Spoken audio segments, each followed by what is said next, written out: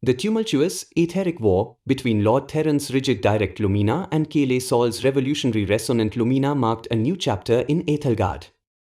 Kaelen's vindication, achieved through the subtle power of resonance and the exposure of Theron's deceptions, led to a more adaptable Grand Conclave and a hybrid Lumina system that combined the stability of DL with the far-reaching potential of RL. Cities now hummed with both steady glow lights and shimmering long-distance Lumina conduits, connecting disparate regions and fostering an unprecedented era of magical and intellectual exchange. This new age of exploration and open inquiry, however, also brought to light deeper mysteries about Lumina itself, its true origin, its fundamental nature, and its ultimate destiny. It is in this era, roughly 2 centuries after the Aetheric War, that our new story unfolds. The world has healed, but the scars of magical misuse from past conflicts, particularly the Age of Sundered Time, still whisper in the arcane currents, setting the stage for a mind that will challenge everything. The Chronoscribe of Lumina, Echoes of the Void. Setting the stage, the Era of Lumina Ascendant. The world of Aethelgard thrives, its renaissance spirit infused with ever-evolving magic. Grand conduits of resonant Lumina now crisscross continents, enabling instantaneous communication and powering vast sky citadels and subterranean Lumina farms. The reformed Grand Conclave of Elders, now known as the Grand Symposium of Lumina, actively encourages radical magical theory, a direct legacy of Kaelen Sol's impact. However, some truths are so fundamental, so terrifying, that even this enlightened body hesitates to confront them. Lumina is understood as the very fabric of reality, a vibrant energy that births existence. But what if it isn't boundless? What if it has an end, or worse, a source tied to something far more ancient and destructive? The unseen luminary, Arion Lumos. Our protagonist is Arion Lumos, born into a modest family of Lumina scholars. From a young age, Arion displayed an intellect far beyond his years, effortlessly grasping complex magical equations and theories that stumped seasoned mages. He was particularly fascinated by the Void-Aether, the theoretical non-existence of Lumina, a concept deemed blasphemous by many, as it suggested creation might not be eternal. However, in his late teens, a mysterious etheric degeneration began to set in. It wasn't a curse, nor a common magical ailment. It was a gradual, insidious decay of his neural Lumina pathways, slowly paralyzing his body and robbing him of his voice, yet leaving his formidable mind untouched. He became confined to a meticulously crafted Aether chair, a floating device powered by a specially modulated form of resonant Lumina, allowing him limited mobility. His voice, once clear, became a whisper, then a raspy breath, eventually requiring a complex or a resonator lexicon, an intricate device that translated his faint Lumina thought pulses into synthesized speech. Despite his physical deterioration, Arion's mind soared. He became known as the Chronoscribe of Lumina, not for grand spellcasting, but for his groundbreaking theoretical work on the universe's Lumina structure, the Genesis singularity, his version of the Big Bang, or Lumina's cosmic origin, and the chilling theory of Lumina Evaporation, a concept akin to black hole radiation, suggesting Lumina could, paradoxically, be consumed by points of extreme magical density. He postulated that certain ancient, powerful magical sites, believed to be sources of endless Lumina, might actually be void wells, slowly draining the world's inherent magical energy. His theories, initially dismissed as morbid fantasies by the traditionalists within the Grand Symposium, were slowly gaining traction among the younger generation of Lumina theorists. The fading spark, a gathering crisis. The mystery deepens when subtle, yet alarming, Lumina drainage events begin to occur across Aethelgard. Not the localized sabotage of the Aetheric War, but a slow, pervasive weakening of Lumina itself. Ancient magical forests appear dull, their vibrant glows dimming. Lesser spellcasters find their charms less potent. Even the Lumina-powered city grids experience inexplicable, gradual drops in output, forcing the symposium to increase power consumption from existing sources, inadvertently accelerating the drain. Arion, despite his condition, perceived these subtle shifts with an almost preternatural clarity, detecting patterns that eluded conventional magical sensors. His Lumina thought pulses, when translated by his lexicon, were filled with increasing urgency, detailing how the drainage events perfectly aligned with his void-well theory. His theories, however, were an affront to Archelder Valerius of the Ancient Arcana, a traditionalist within the Symposium who wielded significant influence.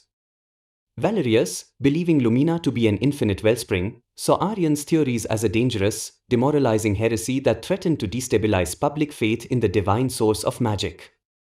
Valerius championed a project to reinvigorate ancient Lumina phones, monumental magical structures scattered across the world, believed to be the oldest, most powerful wellsprings of magic.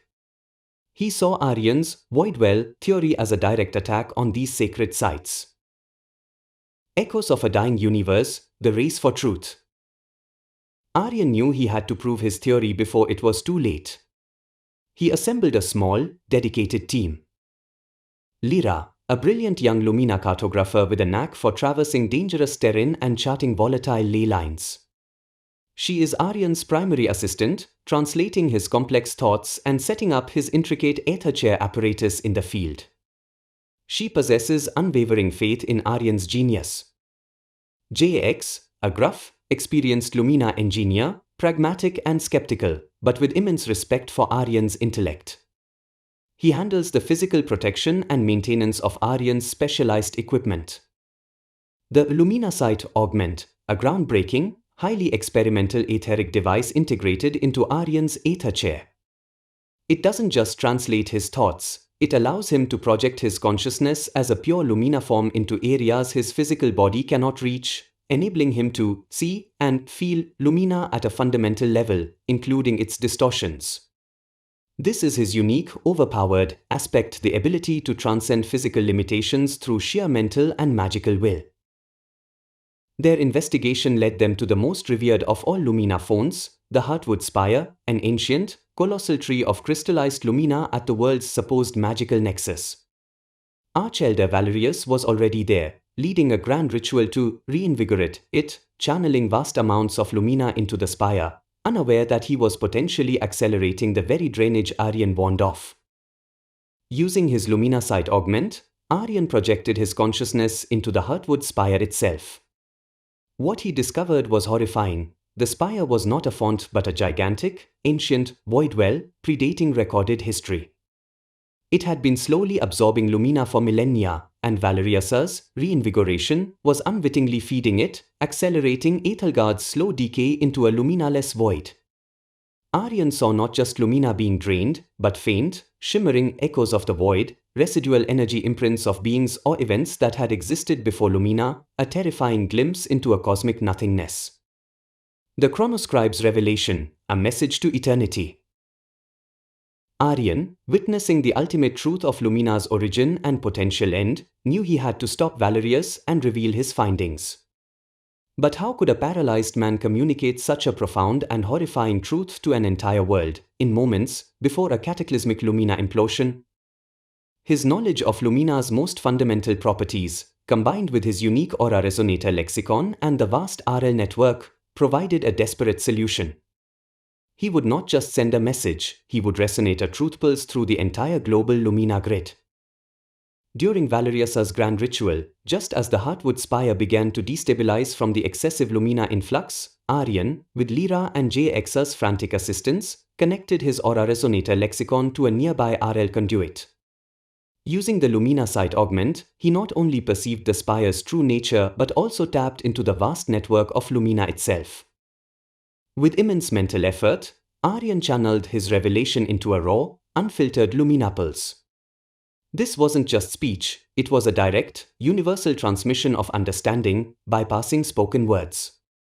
Across Aethelgard, anyone attuned to Lumina, every mage, every artificer, every citizen with a basic sparklight charm felt a sudden, profound rush of raw knowledge.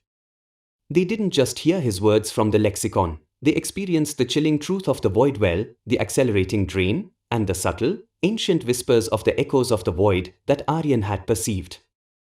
Holographic projections, normally used for announcements, flickered and displayed fleeting, abstract visions of Lumina being consumed, then of Aethelgard's ultimate fate if the drain continued.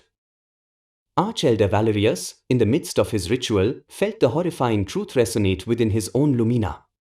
He saw the reinvigoration as the ultimate destructive act. His face contorted in disbelief and horror as the spire groaned, threatening to collapse. The other symposium members, having received the same chilling insight, immediately moved to halt the ritual, their faces pale with a new understanding. A new understanding, the path of preservation. The immediate crisis at the Heartwood Spire was averted, but the revelation shook Aethelgard to its core. Arion's Lumina Evaporation theory, once ridiculed, was now accepted as a fundamental, terrifying truth. The void wells were identified and carefully contained, their slow, ancient drain mitigated through advanced RL counter-resonance fields. Arion Lumos, the Chronoscribe, became a living legend. Confined by his body but boundless in his mind, he continued his work, guiding humanity towards understanding the deeper mysteries of Lumina and the cosmos. His method of communication, the Aura Resonator lexicon, became a symbol of humanity's ability to overcome any obstacle through intellect and shared understanding.